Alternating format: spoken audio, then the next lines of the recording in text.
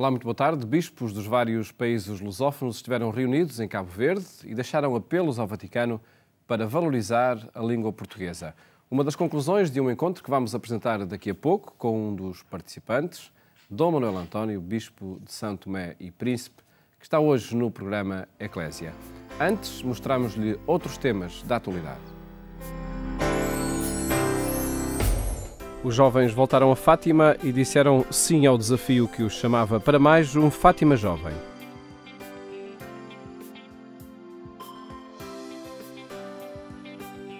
Passo a passo, grão a grão, completamos esta construção. Não imaginas o poder que te deixaram na palma da mão.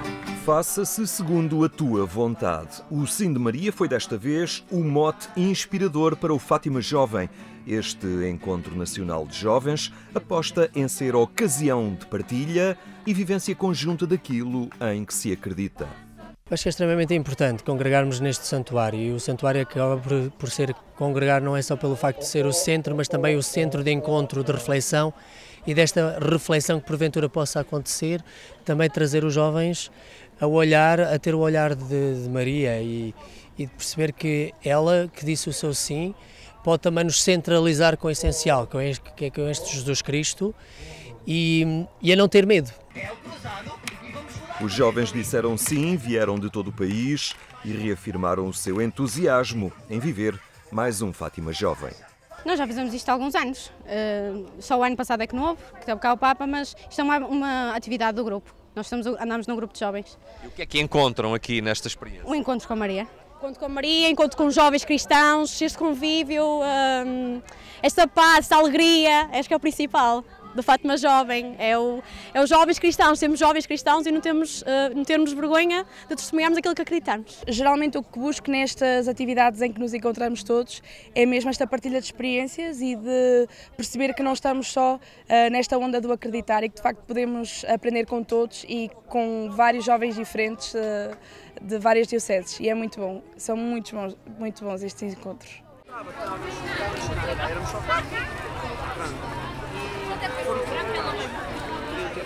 O Fátima Jovem é uma dinâmica que procura conjugar a boa disposição e o convívio entre os jovens com a forma como estes experimentam a sua fé. Primeiro de tudo é dar continuidade àquilo que é este projeto de reunirmos os jovens a nível nacional, e que é esse um bocadinho o desafio desta atividade, este encontro, momentos de reflexão, e depois ligarmos também e colocarmos o nosso coração também no coração de Maria, que esse é um dos nossos, esse é o objetivo, e trazer estes jovens até ao santuário, viver um bocadinho esta experiência. Vitória, quero ver começar a fogo. É uma experiência que tentam levar aos outros, uma proposta de fé que não é fácil de anunciar no mundo. É muito difícil, sim, mas lá está, nós nunca podemos ter um medo e termos vergonha daquilo que acreditamos. Eu, por exemplo, andei na universidade e tinha muitos colegas meus que não acreditavam, não acreditavam em Jesus, não iam à igreja, mas eu nunca tinha vergonha. Eu dizia sempre que andava na igreja porque queria, porque acreditava. E pronto, era a minha fé. Os jovens lá dentro têm espaço para questões. Não sei se têm espaço para Deus, acredito que sim, mas hoje em dia têm espaço para questões e adoram questionar. Agora, se têm espaço para Deus, isso já é algo que eu se calhar não consigo responder. Mas foi algo que me surpreendeu quando entrei para a faculdade. Há muito essa questão, há muito essa procura, e eles não se cansam efetivamente de procurar. E por isso é que também existimos nós, que acreditamos mesmo nisto e que vivemos isto como ninguém, de transmitir essa mensagem e de se calhar ajudá-los a encontrar alguma coisa. Quem veio também dar testemunho da sua fé foi António Raminhos. O humorista reconheceu que, como crente, é preciso perder o medo e assumir as convicções. Eu acho que está muito na moda ser ateu. Está muito na moda ser ateu, parece que é assim algo que é de ser muito avant-garde e muito revolucionário e não acreditar nessas coisas. E eu estou exatamente do lado oposto da barricada, embora não seja não é uma barricada, não é? Mas parece que quando alguém diz que é cristão ou que é crente, associa-se muito a ser uma pessoa que como é que se diz, que acredita em contos de fadas, e que não tem nada a ver com isso. A fé é uma questão muito pessoal, é algo, todas as pessoas têm fé, mesmo aquelas que não acreditam. Eu às vezes falava com os ateus, eles começavam assim, eu dizia, mas a fé é uma questão muito pessoal, uma pessoa acredita, eu não te consigo explicar o que é fé, mas tu és ateu, tu também és fé, porque é que não acreditas em fé, porque é que não acreditas na fé? E eles têm todos a mesma resposta, que é, eu não tenho que provar isso, tu é que tens que provar isso, porque é tudo à base da ciência. Um testemunho que ficou em jeito de conversa diante dos jovens e também a vontade de que a Igreja saiba responder e cativar as novas gerações. Com este Papa, acho que essa mudança está a acontecer e eu acho que esta malta nova tem que ajudar um bocadinho nesse sentido, com a ajuda também dos novos padres, tornar a Igreja mais apetecível para a malta nova, isso com coisas simples, não é? Nem que seja com cânticos, com os novos cânticos, com novas abordagens às músicas, com novas abordagens à maneira de orar.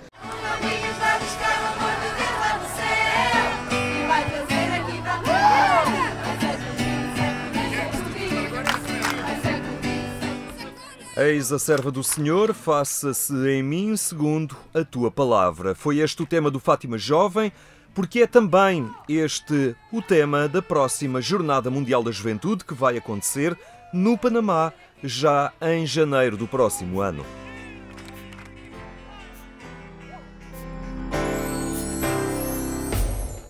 Instituições ligadas à pastoral social da Diocese de Évora reforçam a atenção aos mais frágeis da sociedade alentejana.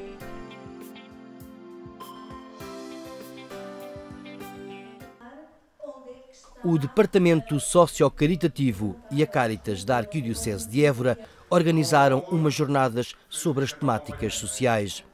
Reavivar os conceitos da doutrina social da Igreja e saber comunicar o bem que se faz foi um dos objetivos desta iniciativa dirigida às pessoas que trabalham nesta área. É fundamental saber comunicar em todas as áreas e na área socio-caritativa, com certeza. Até porque as pessoas que são objeto dos tratamentos e dos contactos são pessoas que eventualmente têm até mais dificuldades em perceber aquilo que se pretende e, portanto, quem atua, quem intervém nestas áreas deve ter uma boa formação e uma boa preparação. Nem sempre a nossa prática é coerente com aquela que é a ortodoxia da nossa doutrina. Nós muitas vezes temos uma ortodoxia, mas não temos uma ortopraxis. E por isso mesmo somos nós que somos a causa de ser contestados e ainda bem que às vezes há quem nos conteste, há quem nos chama à coerência e há quem nos pergunte porque é que não vivemos da maneira como afinal pregamos, ao fim e ao cabo.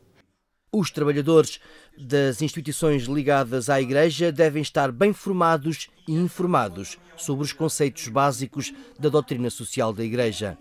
Sendo uma zona rural, é fundamental ir ao encontro destas pessoas e ajudá-las. A Arquidiocese de Évora é uma arquidiocese do interior e, portanto, isto quer dizer muito. Quer dizer que a população vai estando envelhecida e a população também vai diminuindo. Isto traz-nos problemas muito típicos que nós devemos encarar. Temos, felizmente, na nossa arquidiocese um conjunto de instituições socio-caritativas bastante alargado, quer seja de centros sociais paroquiais, quer seja das Santas Casas da Misericórdia e algumas fundações que intervêm nesta área. É patente termos uma população envelhecida e com problemas de saúde, com más habitações e as questões do emprego também dos que ainda não chegaram a essa fase da idade, mas que também é uma realidade.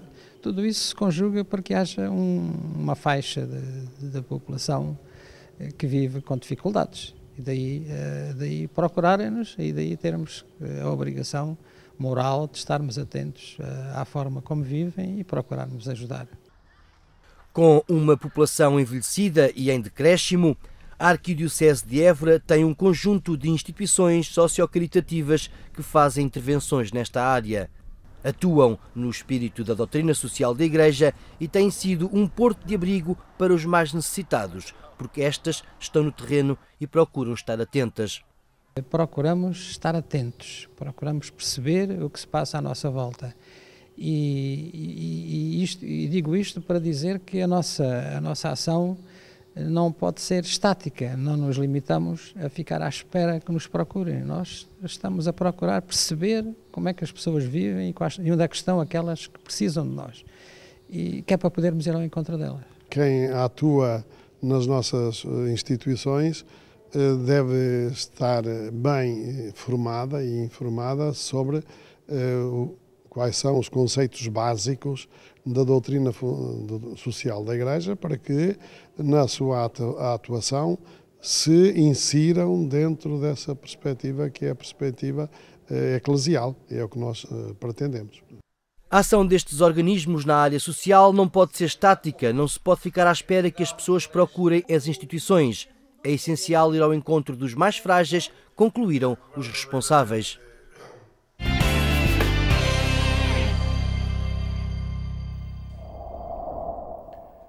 No portal agência.eclésia.pt encontra estas e outras notícias que atualizamos permanentemente.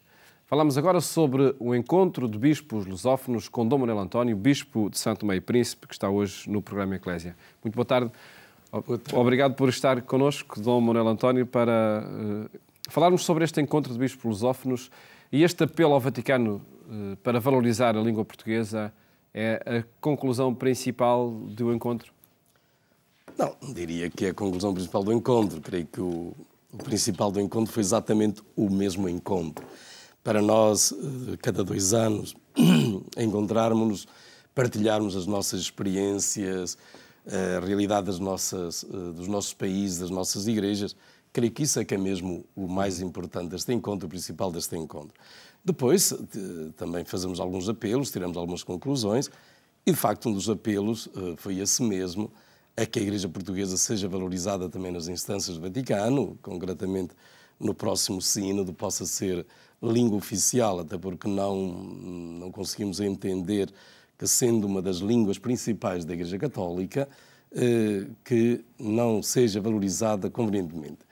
Há esse risco de não ser língua oficial portuguesa? De ser língua oficial durante o sínodo? Certamente que há, até porque neste momento não é. Portanto, não faz parte das línguas oficiais usadas no Vaticano, para os sínodos. E daí o nosso pedido. Se já fosse, não o pedíamos, não é? Vai ser usando nos documentos oficiais? Sim, mas isso depois acaba por também depender das várias comissões redatoriais e dos vários países, etc. Mas quereríamos que os participantes de língua portuguesa no sínodo pudessem, de facto, exprimir as suas opiniões na língua de Camões, porque acho que é um direito nosso e são muitos milhões aqueles que falam esta língua. 260 milhões de pessoas, é esse o universo? É o universo que é apresentado pelas estatísticas oficiais. E 260 milhões que grande parte deles até católicos, não é? Estamos a falar de uma língua que é falada em países com grandes maiorias católicas e, portanto, acaba por ser uma das línguas mais faladas no âmbito da própria Igreja Católica. Surgir este apelo no encontro de bispos lusófonos tem a representatividade, de facto, de todos os países onde se fala o português? Sim, exatamente por causa disso mesmo, é que nós insistimos até em enviar uma carta vaticana com esse pedido, afirmando-nos representantes dos nossos países e, portanto, com a autoridade própria de quem representa comunidades nesses países que falam essa língua. Para além de ser um apelo que comunicaram à opinião pública, teve também essa parte oficial, a carta dirigida ao Vaticano. Fez um apelo oficial ao Vaticano para que isso seja tido em conta. O tema dos jovens foi o que preencheu a reflexão e os debates entre os participantes? Sim, acabámos por coincidir, até porque estamos no ano dos jovens, está a preparar-se o sínodo para os jovens e achamos, em primeiro lugar, grande parte dos nossos países são países com alto índice de juventude, com uma percentagem enorme de gente jovem, e por isso merece-nos uma preocupação acentuada desde sempre. Não deixa de ser interessante que a própria CEAST tenha escolhido como tema para este triênio pastoral exatamente uma reflexão sobre a juventude, o que também acabou por vir ao encontro da própria Santa Sé, que escolheu o tema dos jovens para o próximo Sínodo dos Bispos. CEAST é a Conferência dos Bispos de Angola e Santo Tomé. Exato. Que é onde eu, como Bispo de São Tomé e Príncipe, me integro e sinto-me lá muito bem com os meus irmãos angolanos. E, portanto, acaba por ser um tema muito atual, particularmente para os nossos países, jovens que enfrentam muitos desafios.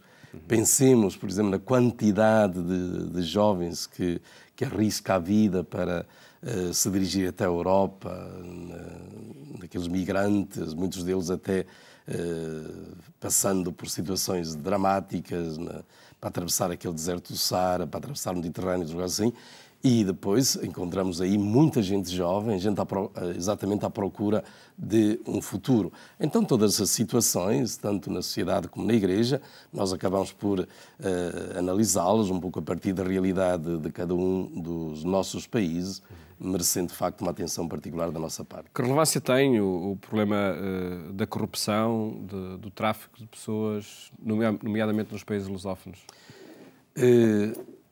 Pois as notícias mesmo têm vinculado que alguns dos nossos países têm graves problemas ligados à corrupção. Toda a gente ultimamente tem acompanhado a situação do Brasil, com o problema que se lá tem apresentado nessa linha. Mesmo Angola, nos últimos tempos, tem-se levantado muito esse problema. E noutros países também a situação também é preocupante em muitos lugares e por isso a corrupção também foi salientada. Também é referido no comunicado final do nosso documento. A própria Conferência de Moçambique tem alertado muito, quase em todos os encontros, para este problema também do tráfico de pessoas, já que sendo um país de passagem entre a África do Sul e a África do Norte, sobretudo aquela África do oeste, de leste, do Quênia, da Somália, etc., e do Sudão, do Sul, e coisas assim, acaba por ser um país um pouco onde se sente este problema e, portanto, também um problema que nós temos salientado, sabendo que é um problema a nível global, muito preocupante, e que a própria Caritas Internacional se tem referido muito a isso e tem até colocado como um dos seus grandes projetos da luta contra o tráfico de pessoas, bem como o próprio Vaticano, com os seus dicastérios, tem salientado muito esta preocupação do tráfico de pessoas. Este problema da corrupção, nomeadamente no âmbito político, está na origem, por vezes, da quebra do bom relacionamento entre os países lusófonos? Não sei, nós não avançamos provavelmente para análises políticas da realidade, não nos metemos provavelmente nesses assuntos. Salientamos sim que este problema da corrupção tem sido um dos entraves ao desenvolvimento de muitos dos nossos países. Sabemos que a corrupção leva muitas das riquezas dos próprios países para outros lugares e todo o país acaba por sofrer. E por isso mesmo confrontamos com países com riquezas enormes, como é Moçambique, como é Angola, como é Brasil, e que depois encontramos bolsas de miséria impressionantes.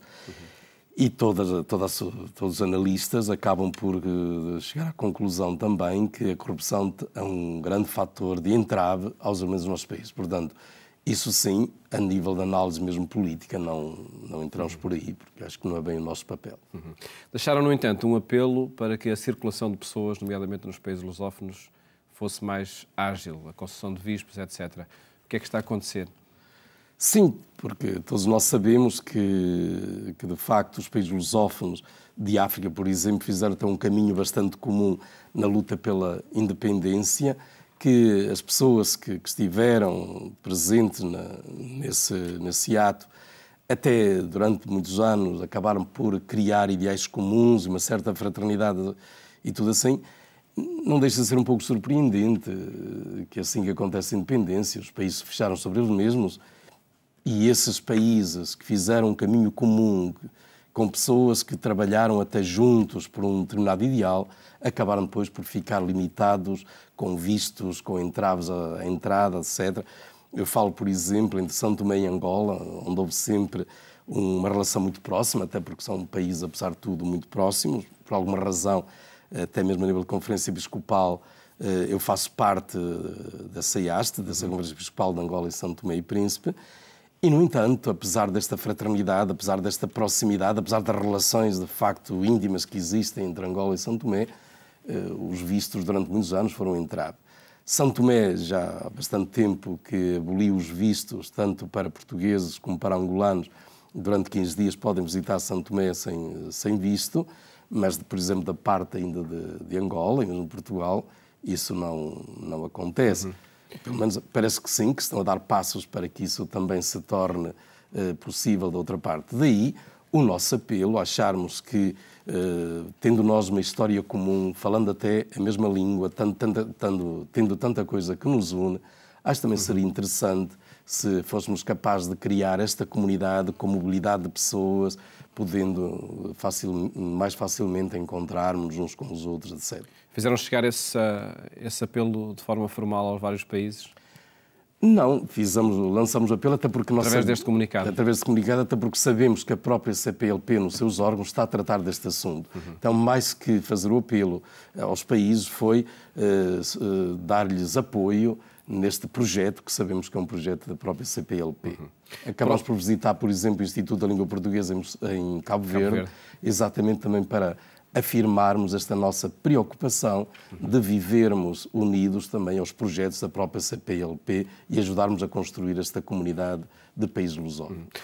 Um projeto que acontece de 2 em 2 anos, mais ou menos, no próximo encontro entre os bispos está previsto planeado para a Guiné-Bissau em janeiro de 2020.